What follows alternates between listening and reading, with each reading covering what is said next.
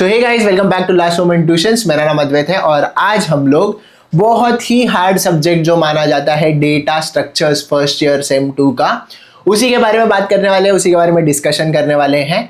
And I will assure you कि इस video के एंड तक आप इतने कॉन्फिडेंट हो जाओगे डेटा स्ट्रक्चर्स को लेके, क्योंकि मैं आपको सारी चीजें बताने वाला हूं कि किस तरह से आप इस सब्जेक्ट में सिर्फ पास ही नहीं बल्कि बहुत अच्छे से स्कोर कर सकते हो।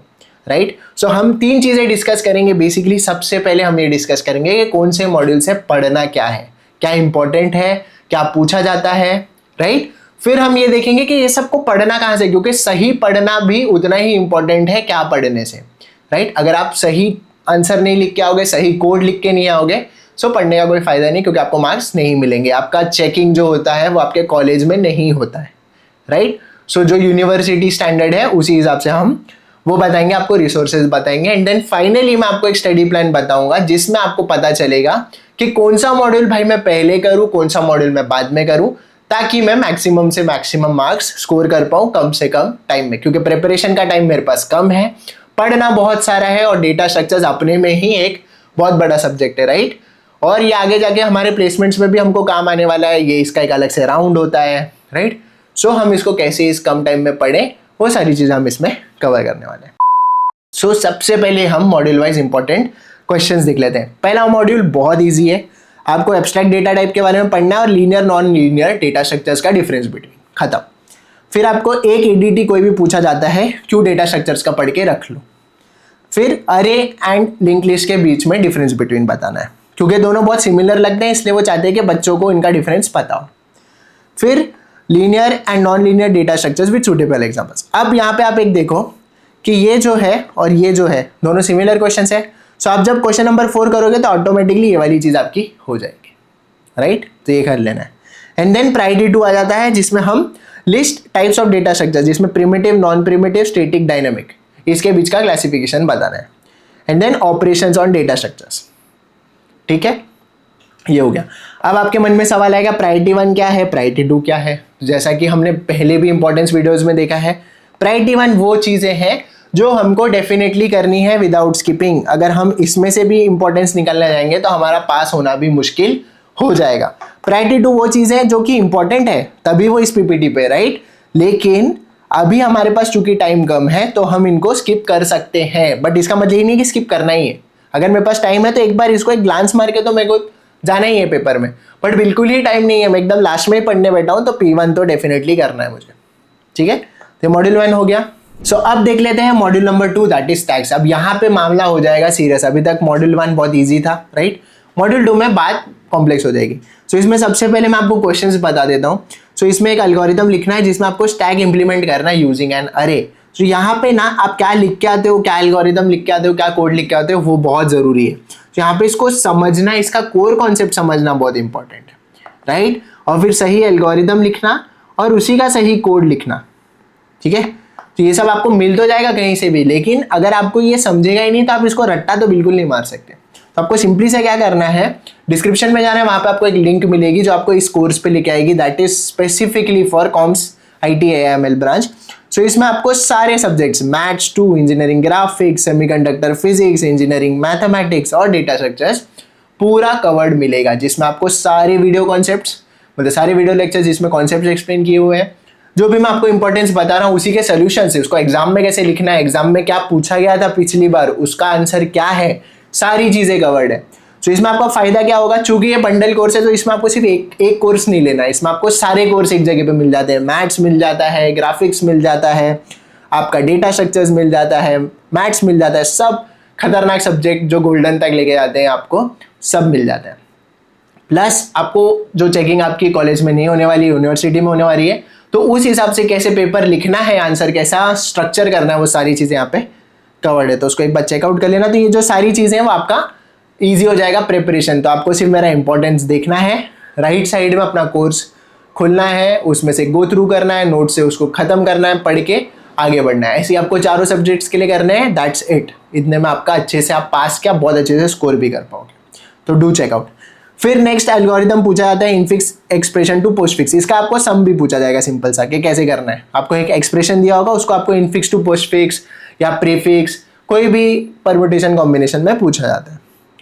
फिर वही है, देखो convert the given infix to postfix वाला, evaluate the postfix expression, इसका मतलब फिर फाइनल आंसर निकालो प्लस माइनस करके। Then draw stack status for push and pop operations, ये पूछा जाता है। प्रायोरिटी 2 में applications of stack and well found parenthesis using stacks, ये वाला जो प्रॉब्लम है ना, ये वाला के बराबर है कि नहीं वो चेक कैसे करते हैं स्टैक से, वो वाला क्वेश्चन। सो इसमें आपको एल्गोरिदम प्लस कोड करना है। अगर आपको कुछ भी नहीं समझ में आता है तो डेफिनेटली एल्गोरिदम तो करके जाना हर चीज़ का, कोड लिखना नहीं समझ में आ रहा है तो, बट कोड लिखना आपको आना चाहिए, बट अगर नहीं आ रहा है तो एल्गोरिदम तो पढ़ ही लेना। ओके, फिर write an algorithm to implement queue operation, इसमें enqueue dequeue delete आपको करना है। फिर algorithm to implement circular queue using array, ठीक है, ये करना है। And then double ended queue with example, ये करना है। ये 3 करोगे आपके P1 डन। फिर आ जाता है P2 पे applications of Q and priority queue, ये 2 चीज़ करनी है थियोरी, तो आपका मॉड्यूल 3 डन हो जाएगा। फिर मॉड्यूल नंबर 4 में क्या है, लिंक लिस्ट क्या होता है, एक एल्गोरिदम बताओ जिसमें आप इंसर्ट डिलीट और डिस्प्ले कर सकते हो लिंक लिस्ट के एलिमेंट्स। सो आप देखोगे ज़्यादातर एल्गोरिदम ही पूछा जाता है, कोड भी पूछ सकते हैं, बट चूंकि ये पिछली बार जस्ट इंट्रोड्यूस हुआ था ये सब्जेक्ट फर्स्ट ईयर के लिए, तो शुरुआत में उन लोग ने सिर्फ इसमें एल्गोरिदम ही डाला था। एंड आई होप ये हमेशा एल्गोरिदम ही रहेगा, कोड इसमें नहीं पूछा जाएगा। लेकिन एल्गोरिदम भी आप रट्टा नहीं मार सकते, एल्गोरिदम बराबर लिख के आना पड़ेगा, सिर्फ स्टार्ट स्टॉप लिख के आने से नहीं चलेगा, राइट। तो वही जो मैंने आपको कोर्स बताया उसमें ये सारी चीज़ें कवर्ड है, उसमें तो कोड भी है, बट अगर आपको कोड नहीं पढ़ना है तो आप एल्गोरिदम्स तो डेफिनेटली वहाँ से कर ही सकते हो, ठीक है।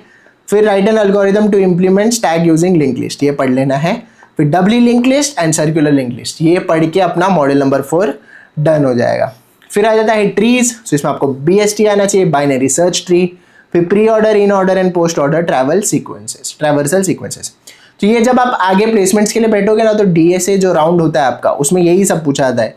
तो ट्रीज मॉड्यूल तो बहुत अच्छे से आना चाहिए, ठीक है। फिर एक आपको हफमैन ट्री का दिया जाता है न्यूमेरिकल जैसा, जिसको आप न्यूमेरिकल भी बोल सकते हो, जिसमें आपको एक वर्ड दिया जाता है, उसको आपको एनकोड डिकोड करके बताना है।